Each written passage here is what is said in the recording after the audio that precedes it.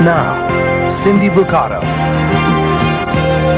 Dennis Bounds, and meteorologist Dennis Felkin. This is Eyewitness News at 5. Good afternoon, everyone. You're looking at a live picture of the site of the worst fire in Minneapolis history.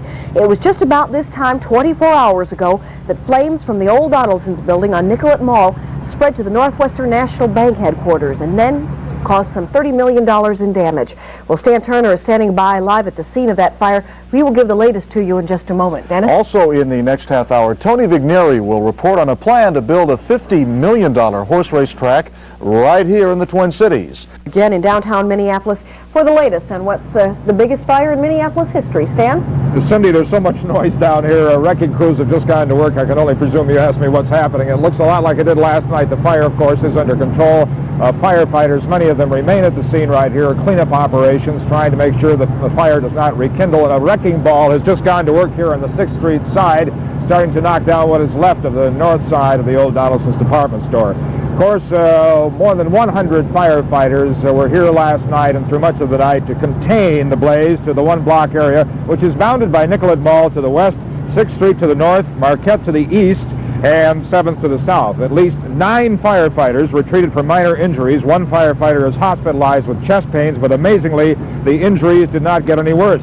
Now, this is being called the most destructive fire ever in the history of downtown Minneapolis. Fire officials are now sure it began in the demolition site of the old Donaldson's building. Within 45 minutes, it spread to the upper floors of the adjacent Northwest Bank building and raged out of control for 12 hours until 5 o'clock this morning. More than 100 firefighters, many of them called in from off-duty, battled the blaze throughout the night. When the sun came up this morning, the fire was still smoldering. Clearly visible was the damage to the Northwest Bank building. The damage estimates are running as high as $30 million. Now, the Minneapolis Arson Squad has been investigating the fire since it began, checking out reports of suspicious people seen in the area and talking with eyewitnesses. But today, the investigators have talked with reporters and said the cause is, at this point anyway, 24 hours after the fire, still not known. We don't have a cause. We're investigating a couple different possibilities. We've got some street rumors that we're checking on that haven't really panned out. We've got a couple different versions of statements that were made, but the information is enough so that we have to talk to these people and get it straight. Now, the officials are right now trying to figure out why the Donaldson's fire reached such intensity so quickly. It was awfully fast, but they can explain it spreading to the bank building, the adjacent building. The high flames literally leaped into the upper floor windows of the bank, and radiant heat even ignited some of those office space above the 6th floor level as well. The skyways between the bank and 3 adjoining buildings received high marks. Those skyways did. Everything worked to prevent the spread of the fire and most of the smoke. Now, the 6th Street Skyway even stood up under the force of a collapsing wall.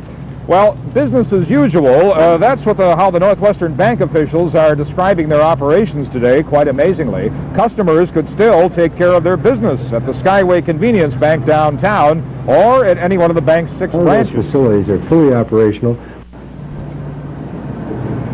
Well, that was possible because the computers which keep all of a modern bank's accounts, the machines that process the checks and transfer money from bank to bank, and the people who answer customer questions, all of those were housed in a different building, the operations center, which is 4 blocks away. There wasn't even any money stored in the parts of the old building that burned. And though no one was allowed into the old building today, bank officials also assured customers that anything that they've deposited in the safe deposit vault is also safe. Whether people will be able to get in to their vaults on Monday really depends upon the structural soundness of the building.